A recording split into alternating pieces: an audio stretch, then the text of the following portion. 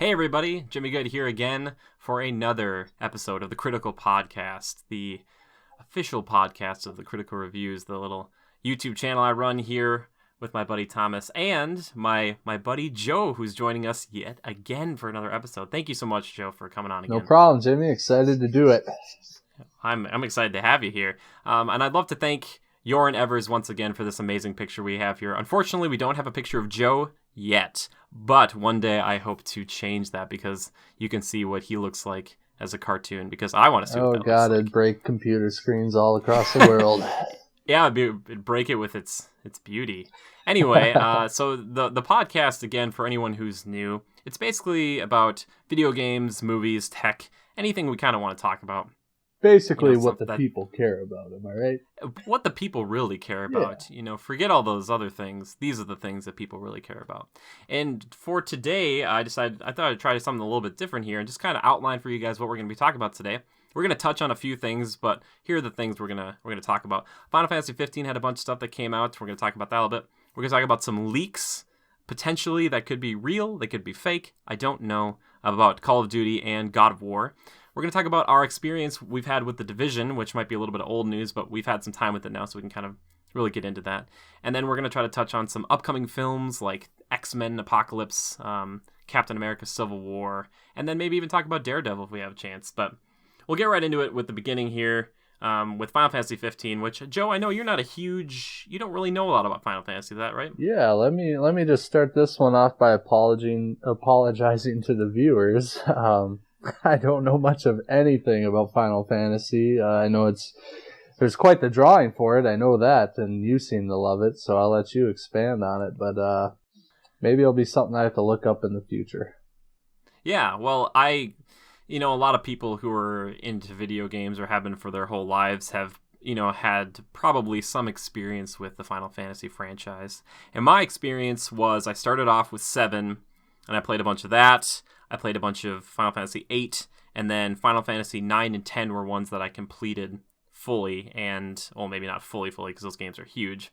But they're, like we've talked about in the past, Joe, they're really big, kind of like pure Japanese RPGs, which means there's just like a lot of story, a lot of fighting, and a lot going on. Yeah. So this next one is kind of not a return to form to that, but the Final Fantasy is coming back in a big way, in a big kind of like, here we are, we're a big, strong kind of console game again.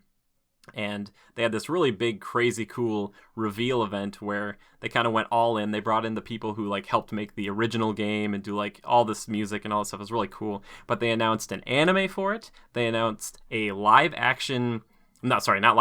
a full-length CG film with Sean Bean is going to be in it, and like Aaron Paul from Breaking Bad, and it was like really crazy.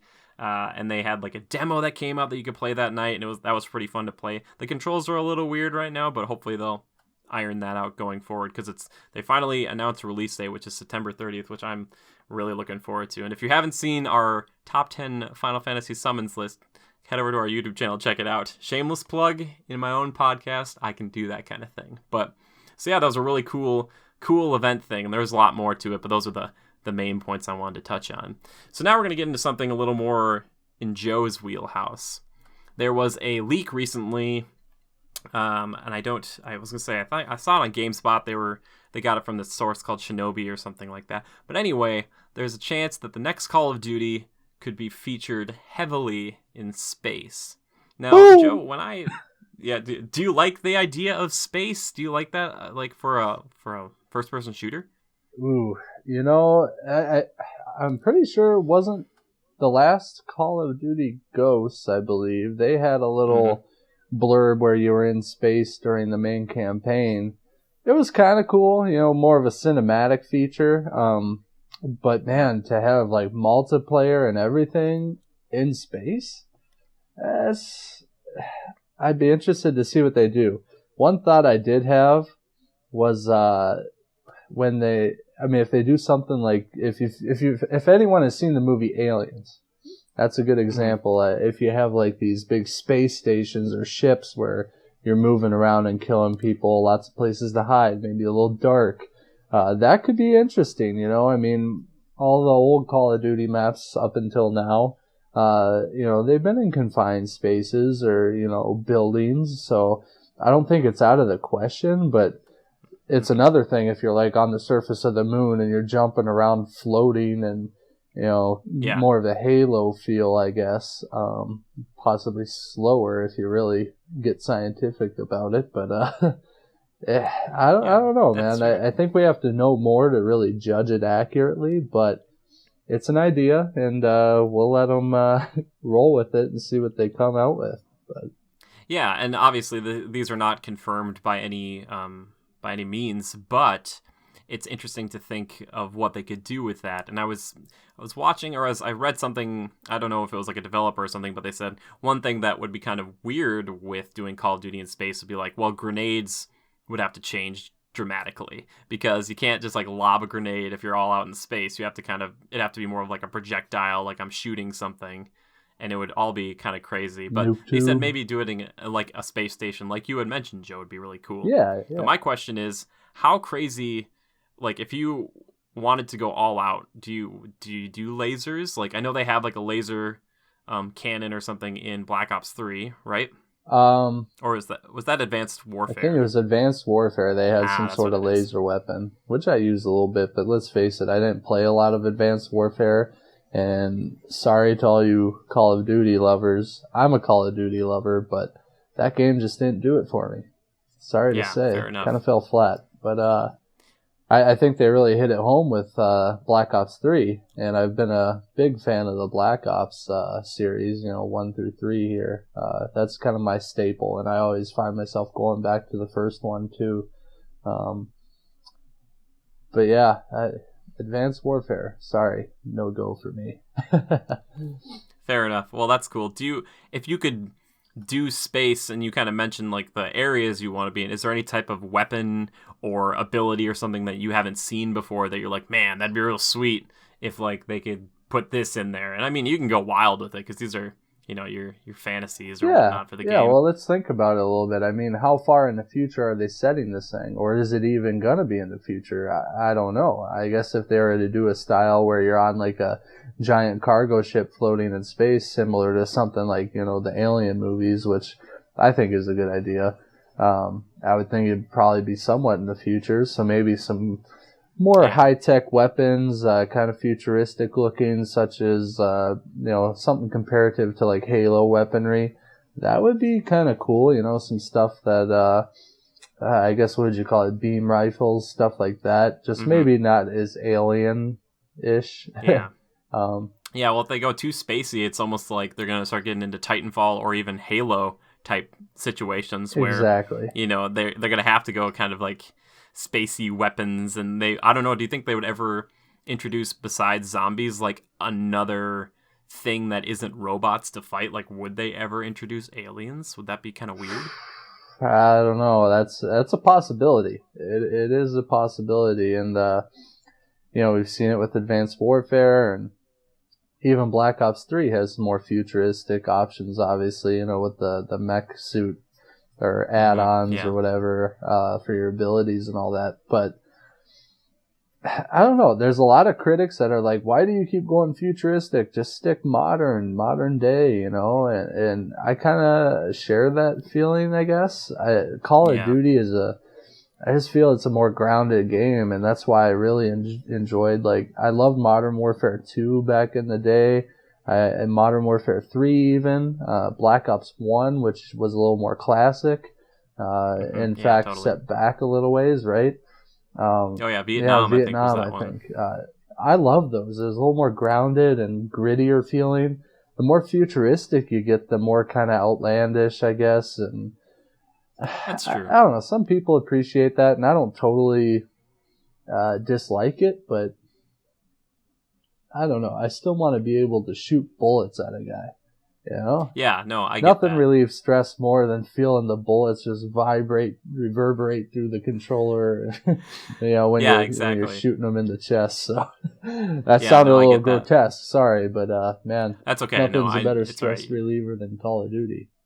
There you go. I think, to that point about kind of keeping it grounded, I think that's the thing that we've kind of talked about this too, is that mobility in these first-person shooters has changed a lot, and it's really changed the way we see the games. They've added this level of verticality that we haven't really had before. We had it obviously in Titanfall, and now we have it in Black Ops 3, and we're having it in stuff like Overwatch and things like that too.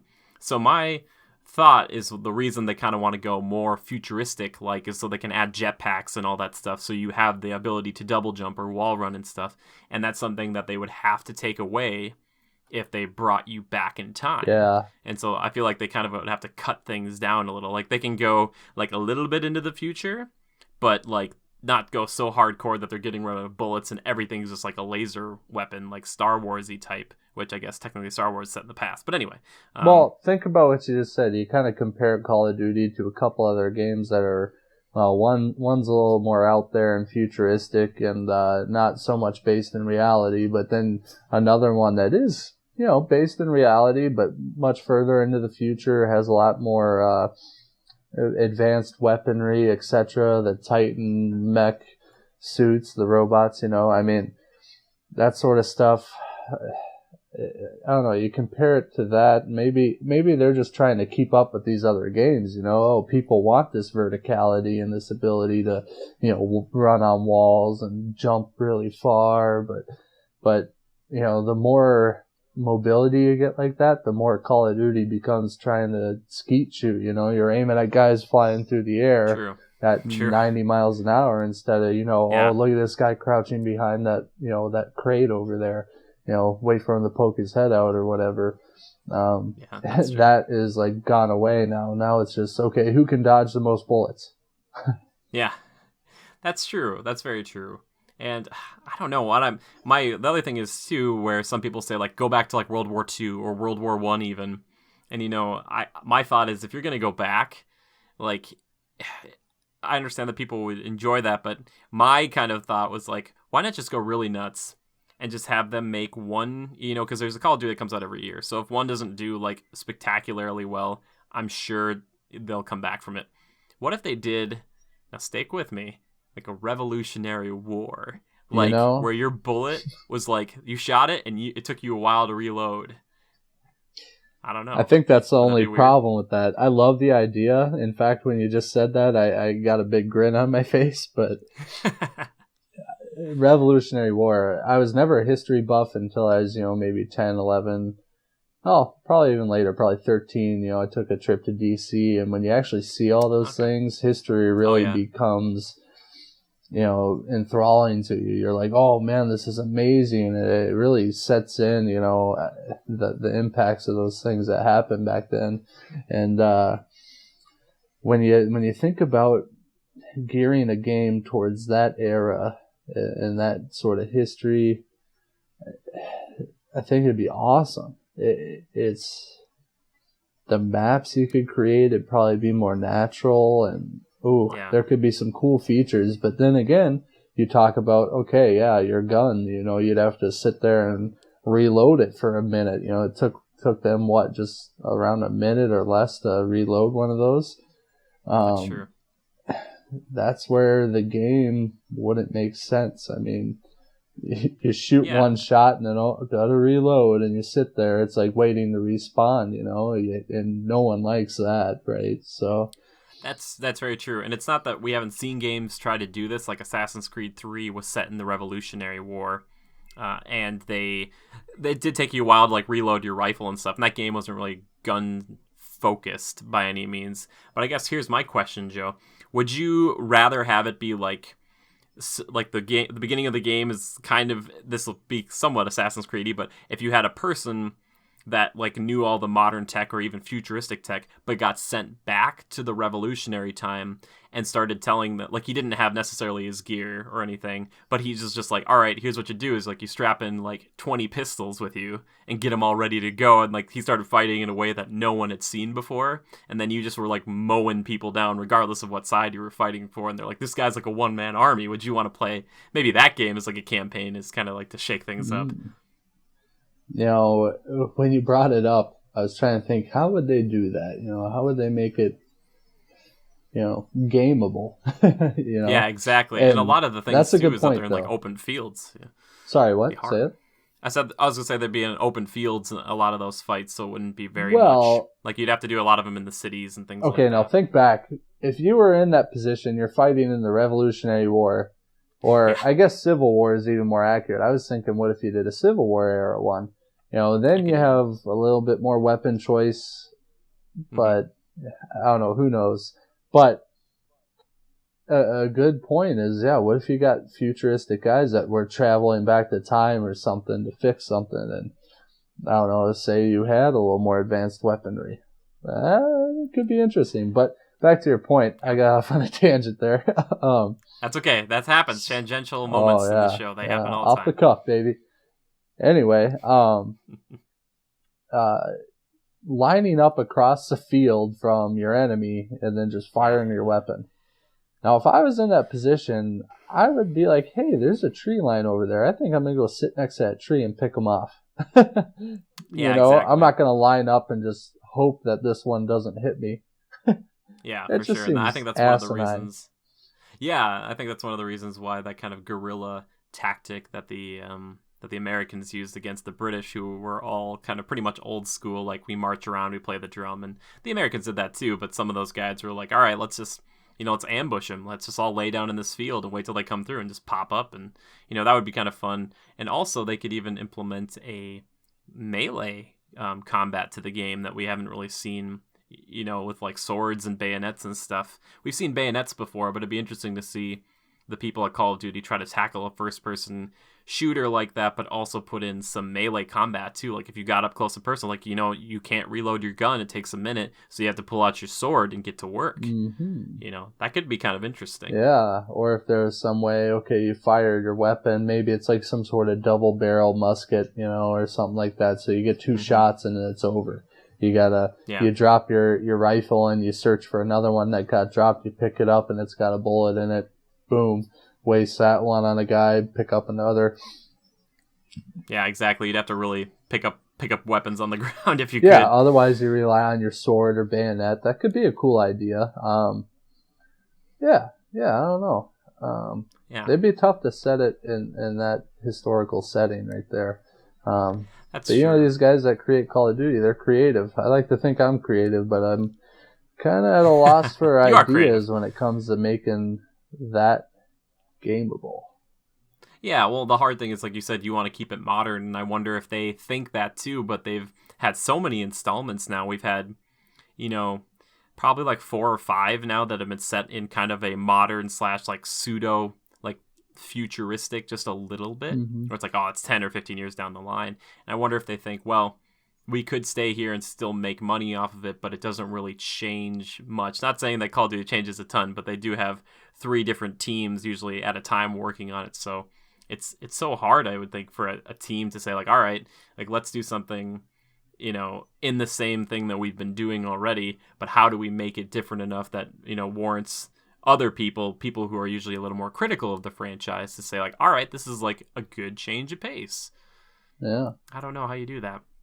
But I like space could be cool, but we went to the other end of it and we went back to the Revolutionary War, which I really like, which could be really cool. It could be, yeah, it could be, definitely. And I've had that thought before. I'm just not sure how you do it, Yeah, and maybe we only think that, Joe, because we're just self-indulgent Americans. I'm really interested if anyone out of the country, out of the U.S., would be interested. If you're interested in Call of Duty in the first place, that's maybe a good first question if you're interested, but is that something that would appeal? Because a lot of these games now, they might have like Americans, quote unquote, like working for them, but it's usually like global crises right now. Like it's not like America versus like, do they do like America versus North Korea still, or China or something like that?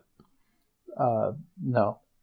No, not that I know. Just like robots or anything. Yeah, it's hard to tell now. So I wonder if, if they were super specific like that, if they're like, all right, you're going to play as the Americans against the British. Are they afraid that like that wouldn't sell well across the world, or vice versa? If they made a game, it's like just from the British perspective, or would they have to do kind of both? Or especially that'd be weird for us now because we're close allies nowadays. So I don't know. I would still be interested to play that regardless of how they do it. Yeah, the thing about Call of Duty is it's always militant, Exactly. I was thinking of other ideas. I mean, what if you did something like old Wild West style, like revolvers cool. and 30-30 lever actions or something, Oh, I like where your I head's thought, at. oh, that could be cool, but then I'm like, well, it's not military. It's not true to the Call of Duty style, so they probably would never go for something like that. But a game like that could be successful.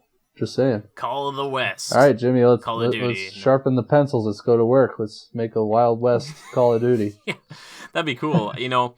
And after the success of something like Red Dead Redemption, and hopefully the next one that comes out, which might be Red Dead Revengeance or something crazy like that, those are third-person shooters. And Rockstar, I don't think they ever make a game that isn't a hit. I'm not sure, but people like their westerns still. They're not as prominent, obviously, in film anymore, but we still, as gaming enthusiasts, I know I could speak for myself and say that I still really enjoy going to the West. I think there's a lot of cool things about it. Mm-hmm. I like to live my Tombstone fantasies, and that's not like a graveyard tombstone like the movie Tombstone. If you've ever seen it, check it out. It's really, really good. But yeah, that would be really cool to see that. And you're right, maybe it would have to be something like the problem there too, Joe, is like you want to do like cowboys kind of versus cowboys, because you couldn't do like a cowboys versus like, they would call them Indians, but they'd be Native Americans. Like I feel like that would blur some. There's a way to do it. Well, Civil War figured out. stuff, North versus Civil South. War would be fine. Yeah. I think Civil War might be more marketable to the world, because regardless if you love America or hate America, it wouldn't matter, because you'd be like, fine, I'm on the team that doesn't want to be part of the States anymore. You'd be like, I'm on the team that wants to be part of the States. Yeah. Like, so you could kind of do, and that one would still kind of have that melee combat, and that would be a really gritty war style scenario to be in. And there in Civil War, I think that was around the time where they started to develop new weapons, repeating rifles, etc. So that's a possibility right there. So that's one alternative I thought of. And back to the Western style. I mean, can you imagine a first-person shooter Western? Oh yeah. Can you imagine? Well, hold on. those. Can you imagine all the one-liners? Like, now you gotta ask yourself: did I fire 5 shots or 4? Yeah, exactly. Yeah. This town You'd be, ain't big enough for the ones. 2 of us. There you go. Get some Clint Eastwood type things. That would be sweet. And I have played a few like here and there of those first-person westerns, but I think that something like Activision would be able to kind of really blow that open and make like this is the Western first-person shooter like that people play. Yeah. I think it could be cool. I guess my question to you is, what do they do for kill streaks? I mean, do you get like a bunch of carriages to come driving by with guys with guns just shooting at people like a drive-by carriage thing? I don't know what you do. Or have like a sniper way in the back who just shoots some dude for you. I don't know. Oh man, you get a horse. You get a horse, yeah. You just get a horse. You're just going around. You're like, people are shooting at you. Like, I'm on a horse. I'm too fast. Yeah, that'd be pretty cool. I don't know. They could do a lot with it and go crazy on the perks too. I'm sure they could think of some really cool perks. Mm-hmm. That's what I like in first-person shooters. It's always usually about the guns, but for me, a lot it's like, oh, what kind of cool perks do you have in this one? Oh, for sure. It all adds up, man. You create. That's the thing about Call of Duty that's always drawn me in, as opposed to games like, maybe Halo or I'm trying to think of others offhand. But either way you look at it, the customization options for your weapons and your classes, that's half the fun. I find myself like every 2 or 3 matches, I'll have like my staple 2 that I always go to. But you can, I want to change it up. I'm going to create a new assault rifle. And, just that little bit of a refresh, hitting that refresh button kind of donates to your success in the next match. It makes it more fun. And I love the enormous amount of options that you have. It makes it refreshing to me. Yeah, that's totally true, and it really adds a lot of replayability, and it kind of validates you when you do something correctly, or you make a new gun and you're like, I hope this works, and it does really well, and you're like, that was amazing. And if it doesn't, you're like, well, that's okay, I just tried out something wacky and crazy and it wasn't for me. It might work for somebody else, but this is what I always come back to, or I like to change up on this, and I completely understand that. Yeah. And I think that's something. You might not have as many customization options in our Call to the West or Call of the West game, but it'd be cool to have. I'm a big pistol man, and that would be a game that could really bring a pistol back into the fold as being like, this is like your gun, your main gun of choice. Oh yeah, So, man, the revolvers and oh yeah, don't even get me started. It'd be so good. And they have like a gunslinger perk, and you could like run around. This would be sweet. You'd run around with it holstered, and you have like a quick draw thing. So it'd be like you could either run around with it out, or like you could have some sort of perk that you'd have. I don't know, it'd do more damage if you did like a draw from your holster. I don't know. It'd be cool. Oh well, It'd be sweet. Hey, for anybody that doesn't know, Jimmy used to play Call of Duty. I did. I used to play a lot. Him and we'd hit each other up on the old Xbox 360. You know, that ancient thing. We'd Black Ops, baby. Play some Black Ops, the first one. And, oh yeah. And we would just go on killing sprees for hours, and it was great. Ironically though, I didn't really like the pythons in that game because I felt like they were just too out of control. They didn't feel too good to me. And I usually like those CZ75s, and I would run around. And I remember there were a few times where you're like, how did you kill that guy with those pistols? I'm like, man, they're good. You just got to give a shot. They're okay. Yeah. But I for one enjoyed the Python. However, I never dual wield it. That's when it got wild. But you did the speed reload, didn't you? Speed reload, and I would run around and just sleight of hand, just freaking hammer people with that thing, and it was a good secondary. Like, I would run it with my sniper rifle set up, and if I'm in close combat or I come upon somebody in close quarters and they don't see me, right in the back, done. Yeah, no, that's true. And I really like those, and it'd be really cool to see that, because you have those, you got your repeaters like we talked about, you got your shotguns, you could even have like chain guns or kind of those old mini guns that were set up in certain spots, you know, that you could really, you could do a lot in a game like that. So I think that if they go back and do that, they might have to, you know, like you said, it's more of a military thing, but maybe they could say, like, to settle the West, the military needed you to become a marshal to take out all these kind of thieves and bandits and stuff. So maybe that's the hook. Yeah, so here's my shameless plug. Is Jimmy's best friend here, and for all you Critical Review followers, comment below and force them to buy the new Call of Duty.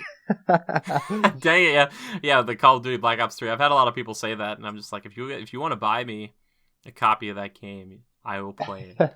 Yeah, I know Joe's been getting after me for a while. Like, we bought Halo 5 together like a month or two ago. Or maybe it's 2 months or 3 months now, actually. Yeah. And then I was like, maybe he'll sate him, or we've been playing The Division, which we'll get to in a little bit, maybe. But I thought, like, maybe that'll be enough. And then Joe's still like, I'll call him up and I'll be like, hey, what you playing? He's like, I'm playing Call of Duty. He's like, you should be with me, man. Yeah. Like, hey, well, I love Halo. I mean, it does, you know, wet the palate a bit, but I do find myself like, I want to switch it up. You know, Call of Duty is still different in so many ways, and I really enjoy it. So, you and I have had so much fun on the old Call of Duty Black Ops. I know you'd have fun with this one, probably even more so. It has those Titanfall feels, and don't even give me like Titanfall. I will try Black Ops 3 one of these days probably, but Titanfall for me right now, this is like a little time capsule here in April 2016. But Titanfall is hands down to me the best feeling first-person shooter I've touched. And like I said, I haven't really played Black Ops 3. I haven't played Overwatch either, which those both look like they're going to be like amazing to me when I get to them. But I know, Joe, you've told me, you're like, yeah, this one might be even better control-wise than Titanfall. It is, yeah. It's a little more twitch, and you know how Call of Duty is insanely fast-paced. It's always going to be that way. But Titanfall, we've had some fun there too, and I can't wait for the second one. But I feel like the weapon reaction and the feedback you get through the controller when you're shooting people, and the functions just feel cleaner and better than Titanfall. Fair enough. Titanfall is a little more. I just don't feel it's as refined. The one thing that you get out of Titanfall that's a little more fun is the verticality. It's unlimited. Whereas Call of Duty won't let you go on top of houses or buildings, only certain areas that they designate. Whereas Titanfall, you can go anywhere, which I always really enjoyed. But yeah, well, that is really nice. And obviously the mechs are great too. And the one thing I like about that, it's compared to Halo or Call of Duty, is that one life in that game can last a long time, because if your Titan explodes and you get out of it, you can keep fighting, and then you can get another Titan and kind of keep going. True. So for someone like me who likes that really high KDR, or kill death ratio for anyone who might not know, I really enjoy being like, all right, I only died like 3 times, but I killed like 25 Jimmy, people. Like, you are the man on that. I will admit. I mean, when we play Halo, you're consistently up there, top 1 or 2, and normally your KD is always the best. I give you credit for that. I'm the opposite. I have my one-off matches where I'll have a real high KD and I'll do really well. But then there's other ones where I lack that a little bit. I'll end up positive most of the time, but it's always kind of toss-up as if I end even or not. So, well, but it's still, in the eyes of Call of Duty especially, you're the better player, because Joe will probably, like, in a lot of instances, would go like 20-17, and I might go like 12-6, but he contributed way more to the team than I did. So it's like, we're good to work together, because he's not afraid to be like, I'm going to go in and kill like 1 or 2 people and then die. Whereas I'm like, I'll try to come from the side and try to kill a few and then try to back off a little bit. We'll just say this, Jimmy's cleanup crew. I'm the cleanup crew. Yeah, Joe's making all the plays. Yeah, well, that's so nice of you to say. Yeah. Except I will say this about Halo, though, talking about differences, is that one really puts an emphasis on killing a Spartan is hard. It is. And if you kill a Spartan, it's kind of a deal. Whereas like in Call of Duty, you die, and the respawn timer in Call of Duty is pretty quick, isn't it? It's instant. You can either watch the kill cam or come back right away. Yeah, whereas Halo is like, here's 5 seconds, you have to wait, you're in timeout for a second, which can be good or bad depending on how you feel about that. So, but there are some times when I'm playing Halo and I'm like, come on, just get back in the match. So when we play Griffball and there's only like a 2-second respawn timer, I really enjoy that, because it's like, I'm already coming back, but that's not a game type where you need to kill a bunch of people as much. That one's more of like a football, soccer-esque type thing, but still, great game mode. Joe, you got to check out that one that's similar to it in Call of Duty and let me know if that's any good. Yeah. Well, we should segue into a bit of Halo 5. But before we do that, like I said, people, viewers, you put the pressure on. You comment on this channel, and you tell Jimmy here to get on my level. Oh my gosh, it'll be really funny if we get like a few people saying that, and then there might be like one person's like, please don't add to the sales of Call of Duty. They'll be like, please stop it. Oh yeah, I know that's your view a little bit, and I understand it to some extent. Yeah. But hey man, you've had some of your viewers ask for it. I know on Twitch. I know. I've just been burned. I can trust Treyarch because they make Black Ops stuff, but if it was anybody else after Ghosts and then kind of I don't know if it was lukewarm reception for Advanced Warfare, but I was just like, I just don't know if I can do this again. Like, at least I can't validate a purchase full price for that right now. But I gotta say, we'll see. And it's gone down. I feel like the Black Ops franchise has done much better than the other. I think that's the one that's like the highest acclaim right now too. Because I've heard people still say like I thought that Black Ops 1 was the favorite, but I've had some people say like Black Ops 2 is the best. It is. And they're like, Black Ops 3 is the best. And they're like, we just love like Black Ops stuff. Like whatever they're doing at Treyarch, whatever sauce, use that sauce. Like give it to the other people because they're nailing it. Yeah, exactly. So. They're proven. I mean, I've played all 3 of them and none of them have disappointed me in any way. And I understand why people love the second one. It's a lot like the first, but it's a little more futuristic, but still grounded, and it's still true to that Call of Duty nature, and I loved it. And the third one has just improved on that a little bit, but I will say the first 2, the main thing I loved about the first 2 were the maps. The maps were excellent there. The first one, and I will say with the new Black Ops 3, the first map pack they released, they got better.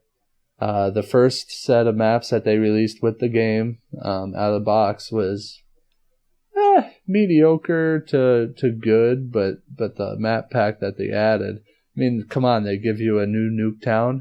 Oh yeah, come on, who wasn't wishing for that? Am I right? Fair enough. I kind of want to just get like the edition that comes out that just has all the maps ready for it, because that's one thing I really don't like is like buying other maps, and I understand that helps with the game's longevity and all that stuff. But in this day when we're getting a lot of maps for free, it's hard. When Halo's like, yeah, we just made like a bunch of new maps for you for free, and you're like, sweet. Yeah. And then Call of Duty's like, you want to pay like $15 for like 6 maps or 7 maps? And I'm like, So yep, I have to agree with you on that front. I mean, no one likes paying for more maps after you spent $60 on a game, but 65 plus Oh tax. yeah, true. So it does gives me a bit of heartburn on that, but it was worth it for me. I get a lot of enjoyment out of it, and I only hope that one day my best bud here will join me. I need I that love cleanup crew, man. It's that guilt trip. I love it. I probably will one day. I'll probably bite the bullet. But before we get into Halo and stuff like that, one other leak thing I want to talk about a little bit here, because if you know, we were talking about COD in space way back in the beginning of this, but we got way off topic, which is great. That's how we roll. That's how we roll. And from I think the same source as the Call of Duty in space leak, there was this information that came up about the God of War franchise, stating that it might be set within Norse mythology this time around. Mythology, there we go. I did it. I got the word out. But that if you know the God of War franchise at all, Joe, I'm not sure if you're very familiar with it, but it was set in kind of the Greco-Roman type of gods and stuff. So you kind of know about that, and you kind of know maybe just a little bit. You don't really need to know a lot about God of War to know a lot about God of War, if that makes any sense. It's like you got one angry guy who's like killing everybody, pretty much. Yeah, we all took those mythology classes back in high school, am I right? I didn't. I wanted to take those classes because that stuff would have been far more interesting to me than some of the stuff, the facts, the nonfiction stuff I had to do instead. No, it's Roman mythology, right? Isn't he he's name him for me. Kratos. Kratos, but he's what did they call him? He's a god of war. What's the name of him? Oh, Ares, right? Yeah, so the first one starts off for you working for Ares, kind of. I see. So basically, a little backstory for anyone who might not know, but so basically, Kratos is a fighter, a warrior. I forget exactly who he's fighting with, but he's fighting against some barbarians at one point. He's a very good warrior. He's about to be killed by this barbarian king, if I remember correctly, and he strikes a deal. He yells up to the gods. He's like, Ares, or whatever, the god of war. And he says, if you make me powerful enough to kill this person and basically destroy anybody I want to, I'll basically do anything you want. So he gets these things called the blades of chaos or whatever, but there's these knives that are on chains, and he gets a bunch of different renditions of them. But anyway, he ends up working for Ares for a while, and Ares has him killing a bunch of people. And eventually, he ends up, and I forget if he knows he's doing this or not, but he kills his wife and their child. And the ashes of his wife and child go onto his skin permanently. So that's why he's white. He's like pure white. He's also known as the Ghost of Sparta. So anyway, his basic mission in that first game is to go to Ares and kill him, because it's Ares' fault, I guess. And spoiler alert, but he does do that, and he does become the God of War. And at the end of that game, they didn't cliffhang it really, and they made it seem like he was the God of War forever. But then you find out in the second and third installments that's not true. He gets cast out of Olympus, and you find out that he was actually an illegitimate son of Zeus. And so he basically goes on a killing rampage and kills pretty much every god. Almost. Like, he murders all of them. And he's like the least relatable character. I didn't really care what happened to him, because he's just like a jerk that kills and just sleeps with any woman like he can find, and it's really strange. But he kills everybody, and the thought was at the end of God of War 3, you kind of think he might be dead. He kind of fulfills what he wants to do. And it's kind of like, well, if you make God of War 4... and they did like God of War Ascension, which was like a throwback, I guess. But like God of War 4 would be, what would he be doing? Like, he'd be like, I killed everybody. Yeah, I did it. So maybe that's why he might go into Norse mythology. And I don't know, Joe, is that something that would be interesting to you at all? To kind of see, like, he might fight Thor in an instance or a version of that. Or maybe Loki or some of those kind of gods. Not the Marvel ones, obviously, but the ones that are derived from Norse mythology. Yeah, a new take on it, fresh take on it would be great. I think I know that was mainly a PlayStation game, am I right? Yeah, that's very true. Yeah, so I never got a chance to play it. I'm an Xbox man myself. Xbox. But I think that could be cool, real gritty, I mean, being that there's been 4 installments in the more Roman mythology, I think it'd be a good time to set the refresh button and maybe flip it in a different direction. Yeah, my question is, do you take that character and put him who he kind of looks like, he belongs in that, obviously in that realm. Is it easy to put him into like Norse mythology? It's just, I have a hard time picturing him fighting some of those gods in Valhalla, if you will, and looking the way he does. I mean, they'd probably have to change up how he looks a little bit. Or would you want to just refresh it completely and just say like, here's a new person within the gods ranks who ends up being the new god of war for them, and he has to go around and kill everybody. Well, it seems to me they'd be starting over with a new story. I don't think it makes sense to take him and put him in that world. They shouldn't really cross over. I mean, yeah, well, my thought would be kind of a funny thing to do, but like the next 2 games would be like one is set there and then maybe another one set in like Egyptian mythology. And like for some reason, Kratos is just so insane and so strong that he just decides like that all these gods exist in the same world, and that he's like, you know what? There's going to be no more gods anywhere. And so like the next few games are just him just like wiping out every mythos ever, like every crazy mythos you can think of, and he's just going around killing everybody. He's like, nope, no more gods, no more I'm gods. your god now. Yeah, exactly. Kratos is just like, then at the end he's just like, all right, I did it, But I don't know if because I think the leaked artwork showed him like kind of his character with his very trademark kind of big red tattoo that you can kind of see over his white skin in kind of like a wintry world. I don't know if that's just a scrapped idea, but I'm actually kind of interested. That's okay. In it. Cool. When you explain it like that, that's fine. If it kind of crosses over, they kind of meld the worlds together. That's okay. It could be interesting, and I'll admit, never having the chance to play that game, it always did spark my interest. And who doesn't like that, ancient mythology and stuff? It's always so interesting. So. Oh yeah, it's very true. And the thing with Kratos is that he is kind of one of the spokespeople or one of the faces of PlayStation. So I'm sure it would be a PlayStation exclusive, but it might be really hard for them to market a brand new person or character in that vein and say like, this is basically the new Kratos, don't think about it. Like people would want that old voice actor and that old like jerk, because he is really a big jerk. But if they do make a new one, if they do, and someone from PlayStation or Sony's listening to me, please make the person like I want to care about him just a little bit, not so much. I get that it's hard to care about like a murdering psychopath that murdered his own family, but he's such a jerk that like all the bad things that happened to him, for me, I was like, yeah, you deserve that, pal.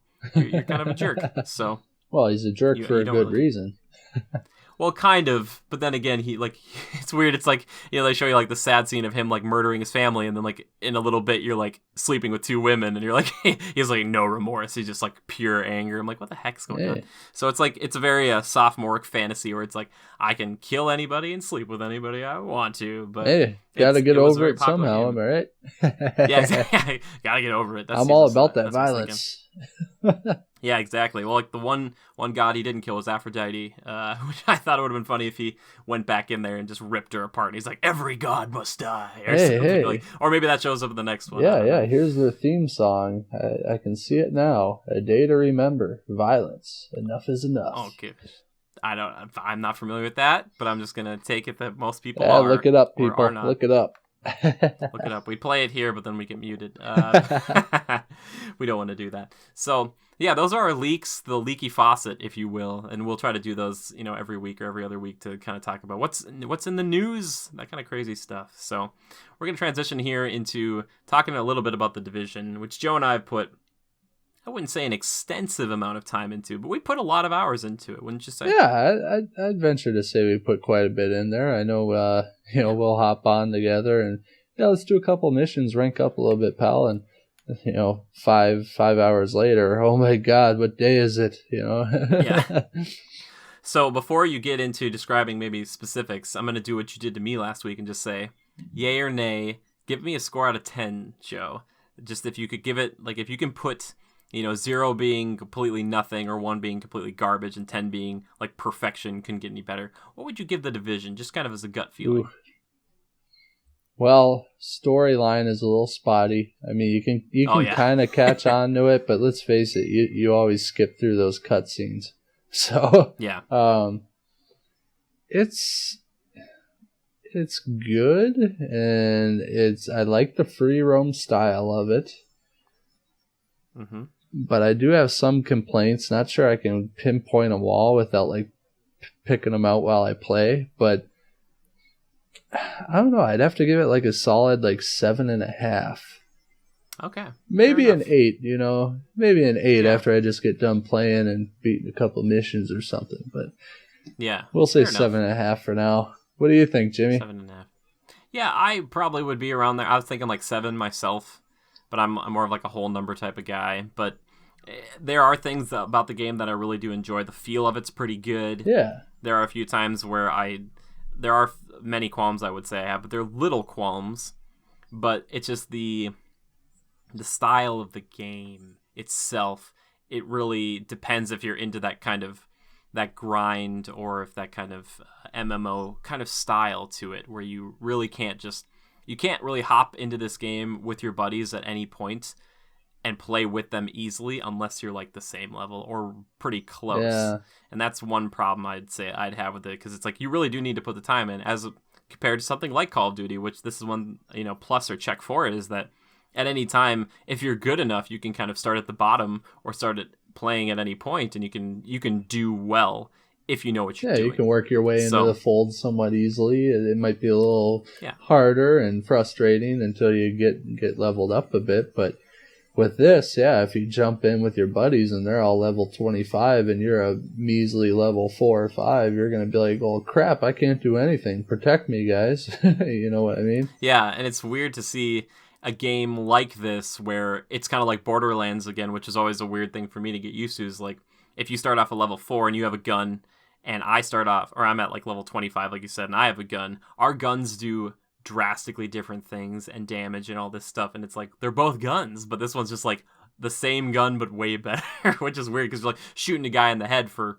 like an hour, it feels like, and you're like, this guy isn't even like stunned by this, he's still going around like nothing's happening. Sometimes like, that seems a little ridiculous, but I understand it's not like they're going to throw 50 guys at you so you can just mow them down one after another. It takes a little effort and teamwork to get some of the higher level people down. That's fine. It's a video game still, so that's okay. But we're critical here. Well, at least I am. Yeah. Call me Mr. Critical. Well, yeah. That's what I'm going for. But yeah, so I think like a 7's a really good spot. It's a solid game. I think that weirdly enough, in the months to follow, it will kind of show like what kind of staying power it actually has, because there's going to be, again, like every other big game nowadays, it seems, is like this huge amount of DLC.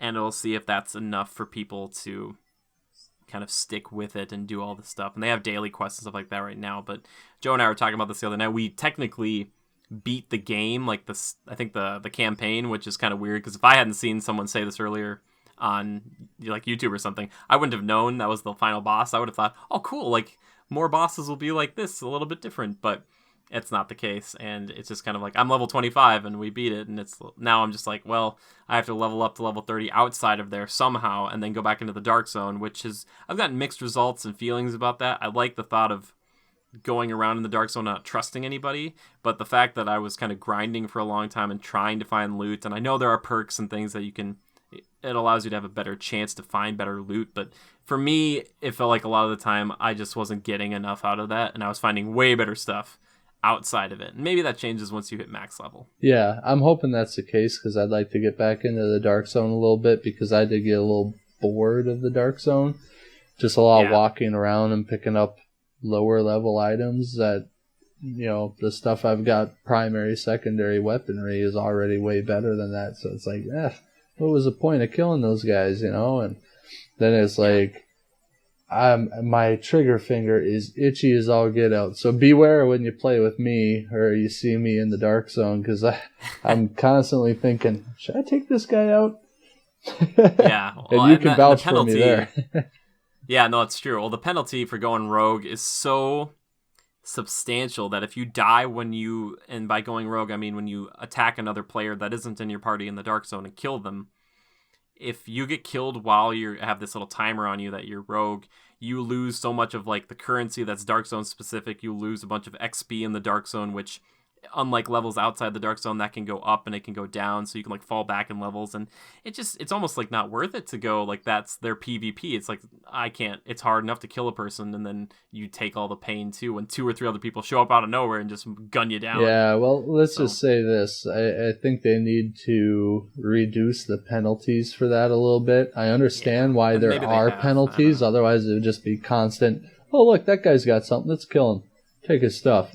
You know, I understand that would run rampant if they didn't have any penalties in place, but it's a little too much, don't you think? I mean, I would like to mix it up, you know. If I'm at a freaking extraction point, I want to be paranoid as all get out that guy's going to kill me for my loot. And then I want him to be as equally paranoid, you know, because I've got that itchy trigger finger. Anyway. I wonder if they added a completely PvP mode where it was like all the guns basically were like real guns and you actually like drop people. People would ever be into that, like a third-person shootery type, because they have third-person multiplayer stuff like that, but I don't know how you'd scale weapons in something like that where it's like you just could kill each other and it would be just like a regular old team deathmatch or something. I don't know if it would play well with this style of game. Yeah, I don't know. I guess I do love the style of game. I'm not much of a third-person shooter myself, but I love the intricacies of it, where you gotta, there's a car, duck behind cover, and let's roll over here so I don't get hit by that grenade and all that stuff. That's become more and more fun for me. I like the different options in the game, like the healing and the perks and stuff and the abilities. I like... Yeah, you like being able to change them out too, right? Yeah, you can swap them out for different abilities that do different things based on the team you're with. Like one guy can be running a major health heal or a healing station that you lay down, while another guy will opt for something more tactical and offensive, you know, which that's why this is such a community-driven game. You know, you gotta get together with some friends and play it. It's not a game where you want to, I'm just going to play by myself once in a while on a Saturday afternoon. Yeah, you can't. Because you really can't. It's a very team-oriented game, which I like, because, I mean, half the reason I play video games, and Jimmy, you can vouch for this, I always buy the multiplayer games. I don't think there isn't one game I own that isn't a multiplayer, online-based game, because I enjoy the social aspect of gaming. I like to get in there and be like, all right, you take the left side, I'll take the guys on the right over here. And I really enjoy that, and spending that quality time with your bros and whatnot, or your girlfriends, whatever. Yeah, exactly. That's true. And I do buy both because there are some single player experiences that I think are just completely worth it. But the replayability and just the longevity of a multiplayer game is definitely there for me, because usually when I beat a single player game, I'm very much I'll hold myself accountable here, but like a lot of times I don't replay games. So like one good example is like a huge game like The Witcher 3 is that I beat it, the story, I might not have beaten everything in it, but that took me like 100+ hours, and I was like, that was so great, and it was totally worth the time and the money for me. But I don't know if I'll ever like put it back and be like, yeah, I'll start from scratch, maybe one day in many years. But yeah, because they get one thing I want to touch right? on, yeah, or just that, and it's like I already know the story and I kind of know what to do or what's going on. But the one thing I wanted to touch on is that I like and I don't like the fact that you can switch out perks in the Division, because in most RPGs they kind of teach you like you commit to a path, and that's the path you're on, and that's like to get super powerful in this one tree you have to work for it, and I like that. But in a game like this, I understand why being able to switch out anytime is good, because if you're like, oh yeah, I just spec'd in like this explosives thing, and like there's another guy or 2 other guys that did the same thing, you'd be like, great, none of us have like a healing thing, good thing we're all using explosives. It would be kind of rough. But the Division, 7 out of 10. Joe gives it like 7.5, maybe 8. There's our little kind of thing about the Division. Is there anything else you want to talk about with that? No, not really. I feel like I do want to say this. Anybody listening in, I don't think you should take our scaled rating to heart. We're being critical. Critical as can be. I'd like to give it a higher score, but I gotta leave room for improvement, right? There's always a chance that there's a game that's gonna one-up it, and I'm sure there will be. But I really enjoy the game. Jimmy, I know you seem to really enjoy it, and when we get on there and play with the friends and all that, we have a great time, and it's a game unlike any other I've really played, and I love the feeling of the freedom of exploring the city, and never know what's lurking around a corner to kill, and there's a bit of suspense to it. So I know it's a little grindy, but it's fun. So very worthwhile to check it out and give it a try, play it out. Fair enough.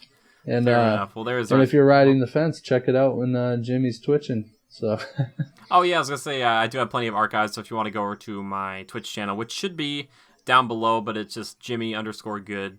Really cool and original name. But you can go check them out there. I think we have like 9 full playthroughs things, and that's like pretty much the whole story campaign. I think I might have only missed like 1 session, but it's pretty much all there.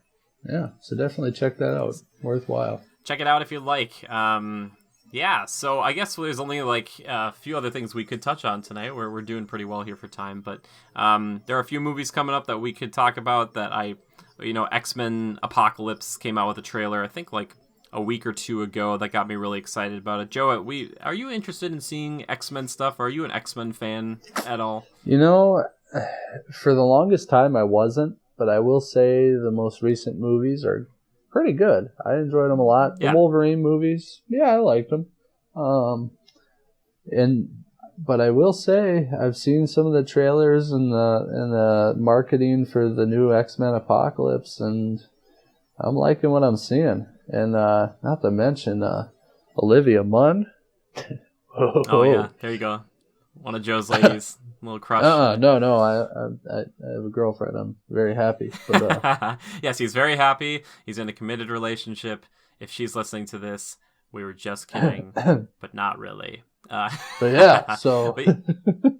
Yeah, well, total transparency here. I'm wearing an X-Men shirt right now, and I do love me the X-Men. I really, got into it back when Bryan Singer did the original 2 films. And I think I watched a little bit of the cartoon show when I was a kid, maybe not a lot, but I really I love that world, and I miss the fact that going forward we're probably not going to have some of the same people. Like Hugh Jackman may or may not be in this one a ton. I know he's going to do one more standalone film with Wolverine, which will be great, I'm sure. Oh, always. He's such a good actor. I don't care what he's in. I really admire him. I was just thinking of that today. I was like, whatever Hugh Jackman's in, I'm almost like I want to see it just because I think that guy just knocks it out of the park. He's Eddie the Eagle, baby. I saw that movie a month ago or so, and that was actually good. I enjoyed that. There you go, Eddie the Eagle. Check it out. And then there's like Ian McKellen and Patrick Stewart, who are probably in my mind some of the greatest actors I've ever seen. I'm a really big fan of both of them. I think they're so good. But that being said, I think James McAvoy and especially Michael Fassbender, who play the young versions of both of those characters, respectively. Maybe I did that wrong, but anyway, I love Michael Fassbender's Magneto. I think he nailed it in First Class. I still wanted that standalone Magneto film that never really came, and there's like little bits of it in First Class where he's going around hunting Nazis down. Love it. Yeah. He does hit a home run with that character. I think he does a good job as well. Yeah. Now you bring this up. So there's the 2 versions of the character for Magneto and Charles Xavier, Professor X. Explain the timeline to me. I don't get it. Why are we seeing the young guys in a newer movie, but we're seeing the old guys? I'm confused. I'll try to explain it a little bit. If you do look up, there are images for the timeline, and the movies do not fit in continuity. And clearly, one of the reasons is for that is that X-Men kind of revitalized, set off this kind of golden age we have now of comic book movies. So when they first started out, they weren't really, I don't think, planning how this would all work. But anyway, with First Class, Days of Future Past, and this Apocalypse movies, they're all set where it was 60s, 70s, and now 80s with Apocalypse. So the reason in Days of Future Past why we saw both is that we were seeing a distant future or whatever, a near distant future, whatever you want to call it. And those are the old versions of Magneto and Professor X dealing with their first-class young selves back in the 70s when Nixon was president and all that jazz. Mm-hmm. So now this next movie will be set in the 80s. I'm not sure how much of an impact that will have on the story itself. In the past, it seemed like First Class was the one that kind of played off of being more of a period piece than the other ones. And in Days of Future Past, it didn't really seem like the 70s were that big of a deal. Like when Wolverine initially goes back then, it's like, okay, there's kind of a shock, but then it doesn't really matter. So the 80s, I don't think are going to be that big of a deal in this upcoming film. So that's why we get to see an old and a young version of both of those, if that makes any sense. Mm-hmm. So that does make sense. I think it broke it down somewhat well. I understand it more now. I don't know. I have been a fan of X-Men in the past, and they've screwed up their fair share of stuff. For sure. One being Deadpool and Wolverine, but Wolverine. Okay, I'm gonna put this out there right now. X-Men Origins Wolverine, not a great movie. A lot of people really, really hated it. But I will say this. I found it to be more entertaining than the Wolverine. True. The Wolverine is good, but it's very boring. And it really makes you hate Jean Grey more than you thought you could. Or at least for me it did, because she's just like some sort of spirit ghost in his mind. I'm like, just shut up.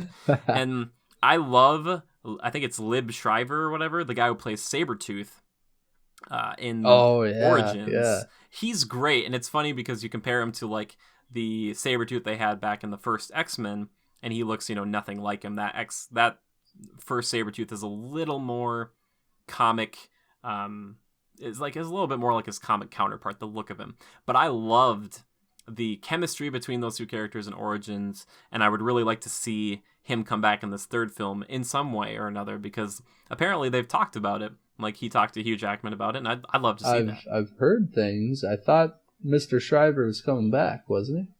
Is he for sure? I hope so. I thought I saw something, maybe even an interview with him. I think there's something happening there. I'm not sure on that, but I might have seen something in passing scrolling through my news feed.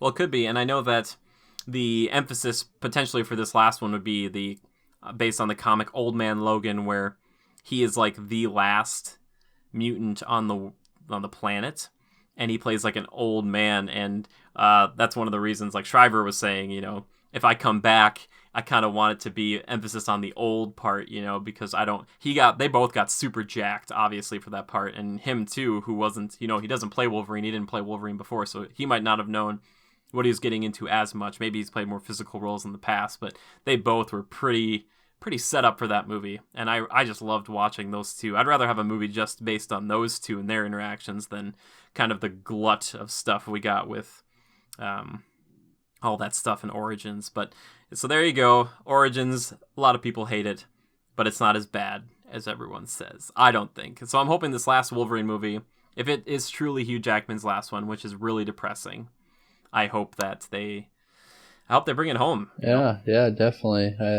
Maybe a bit of closure on the character, just a little bit. I don't know what they'd do if they try and did more Wolverine in the future with it. I mean, who would they replace him with? Yeah. They couldn't. Well, yeah, I was thinking about that too, and there's been kind of rumors, circulating, if you will. But well, dang Billy Arn, I tell you what. Yeah, well, welcome to the podcast. I don't know, there's like a prospector in here, but that potentially Tom Hardy, who's played now Mad Max and Bane in The Dark Knight Rises, could potentially be a good Wolverine. But I'm not sure. My only thing with that is that Hugh Jackman does a good job, and we just kind of know him like that. I grew up with him like that, and it's comparing him to like his comic book counterpart. That Wolverine's he talks a little bit more, and he's a little more aggressive than Hugh Jackman's version typically. So I was kind of hoping that if you do get someone who has that kind of physicality, that they wouldn't be afraid to kind of be more of like a crazy, grizzled, savage Wolverine. Whereas, like I said, Hugh Jackman kind of plays it down a little bit, but he can go all out. I'm not saying that he can't. For what I've seen so far, he doesn't really exactly mirror that. So whoever they get, I'd love them to see or to play into that a little bit more. Yeah. I can agree on that. Yeah, we'll see. If it's Tom Hardy, great. If it's not, hopefully they find something good. And when we get closer to that, maybe, and we're talking, this is way far out. And by that time, that the third Wolverine movie will have come and gone, and they might have to reboot the X-Men franchise, which at that time, I wish kind of the X-Men movies would do poorly, even though they do well still, just because I want Marvel to get everybody back in house. Like, I want Disney and Fox and everyone to play nice with each other, and it's just not happening right now. Please it would be cool, wouldn't it? It'd be like a 8-hour fest of all these huge superheroes together.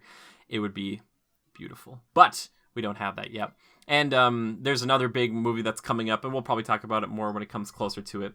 But Captain America Civil War, which I can say without a doubt for me, his first two standalone films are my favorites as far as like the standalone Marvel heroes go. I'm not sure, Joe, if you feel the same way, if you like the Iron Man ones better, or if you like the Thor ones instead, or something like that. I always liked the Iron Man ones. The latest standalone Iron Man one, Mm-hmm. It's not really the greatest for me. But jumping into the Civil War, you're on a media blackout. I kind of am. I know enough about it. I've been a fan of that story for a long time, so I know enough. Mm-hmm. It's just that for new viewers of the show, or listeners, I should say, is that this will have to change going forward if we keep doing this kind of stuff. But a lot of times trailers are misleading and or show you the best parts of the film. And that really bothers me because I'm not a person that can see something and let it go and go see a movie. I have the trailer like in the back of my mind when I'm watching the movie because I'm like, oh yeah, that bridge sequence hasn't come up yet. It still has to come up. And then when it comes up, I'm like, there it is. But then other times, if it's not there at all, I get so angry because in my mind, I've already been like, this is going to be so sweet. The bridge sequence is going to be amazing. And then they don't have it. And then I'm just like, how dare they? No one likes those kind of spoilers. Like Jurassic World, they gave away so much. It was like, I felt like I saw the movie going into it. As excited as I was, it still kind of put a damper on it for me. I did do a video last summer about why trailers are destroying movies. Check that one out. We talk about Jurassic World a lot. And the fact that they showed off the Indominus Rex, Joe, is something that still frustrates me. It's like one of the best shots in the movie if you hadn't seen the trailer. Mm-hmm. Because like that helicopter is exploding behind it and it turns around and kind of does a roar or whatever. And you're like, what? Like, it's like, oh, come on. Like, why do you do this to me? And I get that they need to get butts in the seats, but it just, to the people who are already going to see it, like myself, it doesn't mean anything. Yeah. Like, I talked about recently, like I just said, I was like, I'm really excited about the X-Men one, but I usually watch those because I want, and like Batman vs. Superman, I was like, convince me to go see it. Whereas with Civil War and Marvel, they're kind of like they're my exception to the rule because I know really no matter what they do, I will probably see it. And I'm probably going to enjoy it. And I'm not saying that I just, for every review and everything, I'm just going to be like, oh, they get a free pass, because sometimes they make bad things. But it's just that, even Doctor Strange is coming up in November, and I will see that film, no matter what. It's got Benedict Cumberbatch in it, all right? It's going to be great. Yeah, well, and I know you're a bit more of a Marvel fan, which I get. I tend to venture more to the DC side. I like the more... Not that Marvel isn't gritty, I just prefer the more dark and brooding style that DC has as opposed to the more, I wouldn't call it light by any means, but a little happier sometimes and a little more, I don't know, it's hard to describe Marvel. I just don't get that, dark and depressing, depth that you get out of some of the DC stuff. But, and everybody has their own feelings on Marvel, DC, that sort of thing. But, I gotta agree with you. Marvel has hit it home plenty of times. So they're kind of they have a proven track record. So, and jumping back to Civil War, I mean, I know you haven't really watched any of the trailers. In fact, I remember going to see Batman v Superman, and Mr. Jimmy here has his ears plugged and he's looking at the floor because he doesn't want to see the preview. And my eyes closed. I feel like a little kid who's just like throwing a tantrum. But the thing is, I've done this now for this particular trailer and like 2 or 3 other instances. So I'd rather make a fool of myself like 3 or 4 times, as opposed to making a fool of myself like 2 or 3 times and then just not doing it and just opening my eyes and watching it for the last time. Be like, that's fine. Understandable. Like, I'm committing to you don't want to spoil it for yourself. You want to go in with no expectations and let the movie do the talking. So, yeah. But from what I've seen from Civil War, it looks like it's going to be pretty epic. And I don't know. They're not really fighting against a large army of aliens or anything outstanding. It's internal conflict between the crew, which seems awesome to me. I like it. And then the introduction of a few new characters, a little bit of a refresh there. Yeah, for sure. That's always fun. So I'm excited for that movie, big time. Yeah, and I think the interesting thing will be like the fact that it is coming out about 2 months after Batman vs Superman, and I feel like, without even knowing anything about it, and just because they've built it up for so many years, that this conflict to me will seem more meaningful because I know all the characters, and we've seen like the seeds have been sown, I should say, or planted for this for a long time, and you've kind of seen, like, especially Cap and Iron Man, especially in the first Avengers, kind of go at each other and be like, hey, like, you think you're all that, and like, but you're not, and it's just all this kind of interesting stuff coming to a head, and I think that's really cool. Whereas I wish if they had more time, or they didn't want to play catch up so badly, that DC would have said, like, all right, let's make a proper Batman standalone film and then go into Batman vs Superman. So you're like, okay, like, I care about Clark, but I also care about Bruce. Yep. And now it's like, why are they fighting? Can't they just be friends? Yeah, it's a valid argument. I mean, Batman vs Superman, it's kind of thrown at you. It's like starting from scratch, and there's no history between the two characters. There's a little bit of an intro of, Man of Steel, the conflict with Zod, and kind of why Bruce feels the way he does. But other than that, you don't really have any character development. You're just kind of you're left to assume Batman and Superman and kind of the history of the characters a little bit. Whereas Marvel, they've built the foundation already. You've seen a history and interaction between these characters, so you kind of you already have all those feelings towards those characters. So it's a little more. Mm-hmm. There's a solid foundation. That's the best way to put it. And there aren't any assumptions. It's just it's more structured, flat out. Yeah, for sure. And I think the nice thing is that you said, like, they're introducing a few characters, but it makes sense in this context to introduce a few more, as opposed to, like, again, to compare it to Batman vs Superman, I probably shouldn't do this, but they have a few new characters in that one too, but they just kind of come out of almost nowhere, and it feels very forced, whereas this one hopefully will feel a little more natural. Exactly, natural. It and really not to does. mention, they're not staple characters in the franchise. They're kind of like side characters that are not the main players, the mainstays, So that's okay. I understand that. And you have to have those people thrown in to kind of throw it off a little bit and make it even more exciting for the viewer. And it's simple to say, Marvel's done a great job. DC, we'll see what they do from here. They started off on a decent foot, I think, and they have to prove themselves a little bit still from here on out. So, especially with the fact that Batman vs Superman, I think, is doing pretty well at the box office, but it is suffered from a lot of criticism, people not liking it critically. Yep. Yeah, exactly. But not that the Marvel films are ever like hailed as like the best things ever, but I think it helps a lot if the critics aren't completely against you. Yeah. It helps with that beginning part, but still the fans are speaking out, and this will hopefully still move forward. And I want competition. I don't want anybody to think that I'm just like a straight up Marvel fanboy. I do prefer Marvel a little bit more, just because I think someone put it really well. It's like DC are the superheroes you look up to, but Marvel are the superheroes that you relate to. And I kind of like thinking that, Marvel's got more of a human aspect to it in that way, even if they're a little more fun and stuff sometimes. But, with the current state of how things are working with the DC, the extended universe, because of the success of the Christopher Nolan's Dark Knight stuff, that's why it's considered darker in the public eye. And hopefully that turns out well for them. I know we've talked about, like, Joe likes that, and I like it a little bit too, but there still needs to be some fun. And I think that Marvel has struck a good balance of making it seem like it's fun, have those comedic moments, but also, like, can make it feel like suspenseful or there's a lot of True. action, and that these things actually have the weight of the world, on their shoulders. Yeah. So either way, I want them both to do really well, because honestly, if we get more competition, that means that each, group has to up the ante, and it has to make it better for us to want to go see it. Yeah. So in either case, I just want all of them to do very well. Like, just please make great things, Yeah, So, I mean, granted, they're both superhero films, but, still seems to be very opposite ends of the spectrum, and for sure. everybody takes different things from what they've viewed in these films. So, and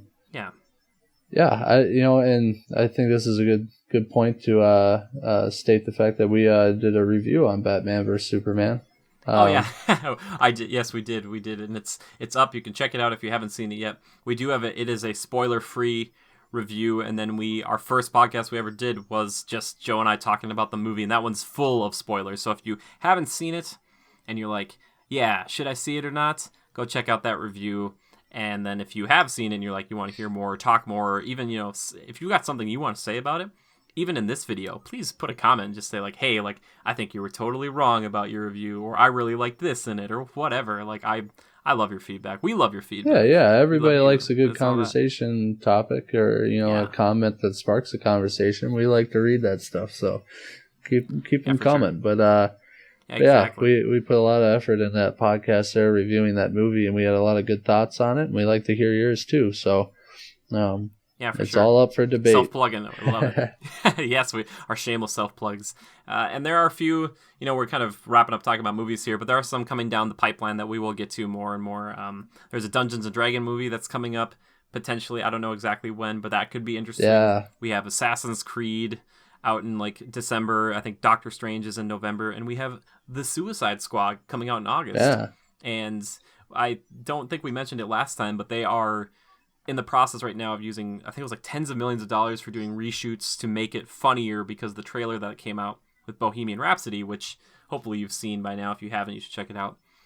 Was not exactly indicative of the tone of the film. It's not as fun right now as that trailer made it seem. So they're going back to kind of do a little more exchanges between the characters and to make it a little more fun. So, and I don't think that's necessarily a bad thing. I think that movie should be, the way it's been marketed is to be kind of more of a fun time. Wouldn't you say, Joe? Yeah. I feel like it has been, but DC, I'm sure they're gonna make it a little gritty, a little dark, but I don't know. I did see some funny points from the trailers, but I don't want them to get too carried away with it either. So I'm not going to assume anything going into that one. I'm excited for it, and we'll see what happens. So as we get closer, I think we'll have to analyze that one a bit more and maybe a future podcast. But other upcoming movies that I'm interested in, maybe not so superhero related or anything. Hardcore Henry. What do you think about that, Jimmy? A first-person movie? Yeah, I really wish, now that you mention it, that you were in town, Joe, so we could go see that, because I remember seeing a trailer for it before. What was it? I saw a few months ago. Anyway, regardless of what it was, I remember thinking, you know what? Was it before Star Wars? I don't know, but I remember thinking, like, this could be kind of interesting. I think that's a movie that will be so much better if you do see it in theaters. Oh, yeah. Just because I think the effects and everything are really cool for what they're doing with it. And it's, it's kind of like, that bridging that gap from movie to video game. Obviously, you're not in control, but you get to do all this cool stuff. Well, and, that's who they made it for, is for the people who, there's obviously a market for it out there. So it's like anybody who likes Call of Duty, you'll probably like this film. Well, it's a new take on film. I mean, we haven't really seen anything done like that before. I feel like, I know or not in this sense or style, I'd say. Yeah, exactly. And, we saw Batman vs. Superman and Man of Steel in those D-box seats. And that'd be sweet. Those are seats that move around and vibrate, through different features of the film. And I feel like, God, if you're seeing that Hardcore Henry in 3D in D-box seats that are moving around and stuff, you might end up getting sick with all the jumping and somersaults that guy's doing. Yeah, it would be sweet though. Yeah. What a great experience that would be. So I think we'll definitely have to check it out, maybe separately, and get together and feed each other our thoughts a little bit. But we'll see down the road if we both get a chance to see that one. Huh? Yeah, I'm not sure if is it out yet or coming out soon. I think it's out already. I think it actually came out Friday of last week. So, cool. Well, sweet. Well, yeah, we'll talk about those movies, potentially that one and those others I mentioned before coming up here. Especially the D&D one. I did have somebody say that they were kind of interested in that. I believe it was Jorn Evers, who is the guy, again, who did this beautiful picture you're hopefully looking at right now. And for Eagle Ear listeners, I did just I received a gift right here. It is an old Marvel comic, Godzilla King of the Monsters, and I think Godzilla is either being shot off of a planet or being shot... I think he's off of a planet. I don't know. Godzilla, they did some Marvel comics with in the past, and Godzilla has fought... I think he's fought the Avengers and stuff like that. It gets really weird. It's pretty crazy. It gets weird. Wow. But yeah... well, I think that's, we were going to talk about Daredevil, but I think we're doing pretty well in time. We might talk about that next week. We'll just give it... Do you want to give it just a yay or nay quick? Joe? Daredevil? I'll give her a definite yay. It took me a while to get into it. I started out watching the first season on Netflix, and I was kind of like, riding the fence a little bit. Like, it wasn't like, oh, when I get home from work, I got to watch the next episode of Daredevil. It wasn't really like that, but as soon as I got into that second season, I was like, oh man, it's getting better and better, and I really got into it, and I can't wait for the next one. So, did you watch the entirety of the first season, Joe? In fact, I was so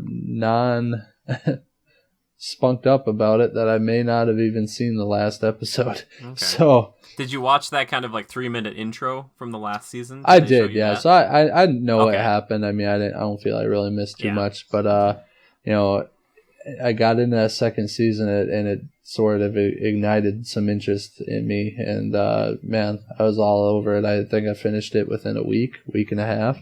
Yeah, I was kind of in the same boat. I will say this to people: if you haven't seen the first season and you really, really like the second season, from the first few episodes, you can go back and watch it. But if you watch that 3-minute intro to the season 2, talking about all of season 1, they do wrap it up pretty well. And I think that's a smart thing. I think a lot of people have been doing that. I think Game of Thrones has been doing that now, where it's like if you missed out on the last season or whatever, they kind of do this little recap. So it's kind of inviting to new people. So yeah, if you have a chance and you are at all interested and you haven't for some reason watched that, go give it a check. Just go check it out. Check it out for us and let us know your thoughts about it. But we can, if you guys want to hear us talk about that, we can obviously go. We could go on. Yeah. We'll have to save it for a future podcast. But in the same breath, we should mention Jessica Jones. That was kind of in the same vein as Deadpool, or not Deadpool. Same thing. Jessica Jones. She's like, I'm looking at the camera, looking at you. Oh, I was just looking at a picture of Deadpool, so I apologize, everyone. But no, okay. Daredevil is kind of in the same vein, and I really enjoyed Jessica Jones. Probably in that first season, I enjoyed it more than the first season of Daredevil for sure. And we'll see what they do with the second season, but yeah. Both of those series, definitely check them out and give us your thoughts on them. We'll definitely be discussing the details on those in the future, so wait for that. Yeah, definitely. Yeah, I was kind of on the flip-flop there. Like, I preferred Daredevil Season 1 to Jessica Jones, but I still like them just about the same. And I think it's a good fit for both of those kind of street-level characters to have this kind of a show, as opposed to, like, being like, all right, we got to do, like, the Jessica Jones... like $150-200 million film. That would have been kind of weird. Yeah, and I'll admit I'm getting a little bit of a mystical buzz out of the whole Daredevil thing, which is kind of weirding me out a little bit. I'm interested to see where that goes, but yeah, and I think that'll be a segue into Iron Fist, who is a little more mystical, and I think they kind of are doing this on purpose. They're kind of slowly easing you into the hot tub of the Netflix Marvel stuff, if you will. They're doing a good job with it too. It's dark and gritty. Ooh, my cup of tea, baby.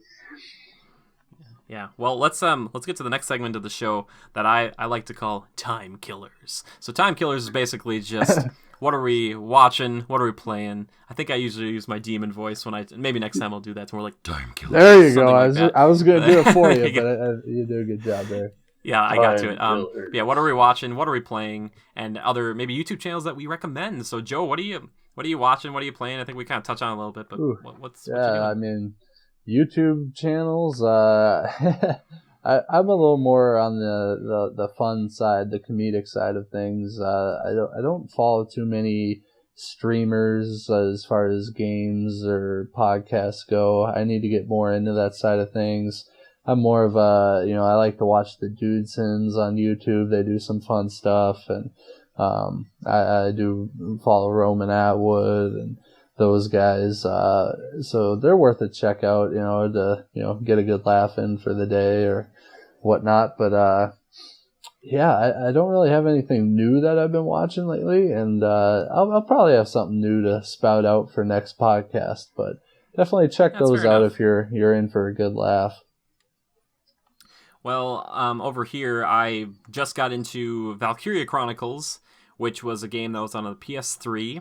It's this kind of tactical shooter that I've really been digging. It's got this kind of really cool World War II vibe that isn't set. It's set in a kind of completely different universe, but it's got this very cool kind of artistic style to it that seems like it just jumps off the page, basically, like a really beautiful kind of almost anime meets like World War II-ish type thing. It's just really gorgeous. The soundtrack is great. The music just beautiful. The voice acting is good, and it's just this kind of cheery, but also really kind of at times a little bit dark and gritty. Take on war. I didn't think this game would be showing civilians getting mowed down, but it did, and they even have this kind of like race problem with these dark hair type individuals, and it's just really fascinating. So I've been really digging. Hey, that. Shit happens, Yeah, well, yeah, for sure. Yeah, that's exactly what. That's the moniker of the game. But as far as what I've been watching, oh my goodness, I just finished The Batman, which is on Netflix, like 5 seasons of this old kind of cartoon show I really liked. And I watched The Ranch, starring Ashton Kutcher and I think is it Danny Masterson? Dude, and what's his name from the Ram? Sam Elliott. Ram. He's got one of the coolest voices. I feel like he should just be doing beef jerky commercials and whiskey commercials for the rest of his life. He does the Ram Trucks commercial, guts, glory, Ram. Yeah, no, exactly. I just mean like stuff that would be kind of like a tough. That's just a little plug for me. I'd drive a Ram. Yeah, exactly. And we are not sponsored by Ram, but we wouldn't mind being sponsored by Ram. So that was a pretty good show. It's a sitcom. That they're kind of their big thing about that. It's not a huge deal, but because it's on Netflix, a Netflix original, that they get to swear kind of more so than you normally would. It's not that big of a deal, and it's just kind of like a little bit like that 70s show, just with those two characters that I talked about before, kind of like in a grown-up scenario. It's not the same characters by any stretch, but they end up kind of playing those people again. So it's kind of nice to see them. There's only 10 episodes, and it's pretty good. There were a few times that made me laugh out loud, but it's all right. I'll say that much. But I check it out saw if you get the something on chance. that, and I need to check that out. So we should discuss that down the road, man. Yeah, we could do that next week. But I saw a TV commercial today for it, and I was like, what? Like, Netflix? Oh my gosh. That's crazy to me that we're starting to see stuff like that. But as far as YouTube channels, I'll try to plug one every week. But this week, I'm going to plug my favorite vloggers ever. Over at the Tim Tracker.